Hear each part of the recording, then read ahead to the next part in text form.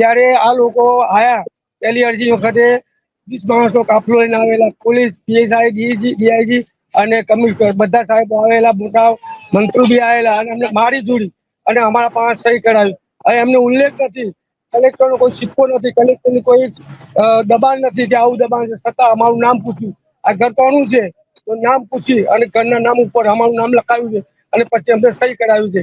અમે સહી નતા કરતા તો મારી અમને સહી કરાવ્યું છે સાહેબ. તમામ અમારા સાપડાઓ 500 સાપડાની અંદર સાહેબ મારી જૂની કરાવેલી છે સાહેબ. અમે મજૂરી કરીને ધંધો કરીએ છીએ, અમારા નાના બચ્ચા બાળકો ભણતા હતા અને અમે હતા કે અમને બોલાવી લીધા, બોલાવીને અમને મારી જૂની સહી કરાવી છે સાહેબ.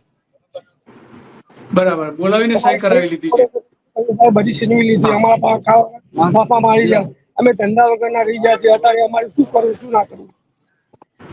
અને કેટલા વર્ષથી તમે લોકો રહેતા હતા? કેટલા વર્ષથી બધા લોકો રહેતા હતા? અમે કેટલા વર્ષથી લોકો રહેતા હતા ત્યાં? 1984 સાલથી રહીએ છીએ.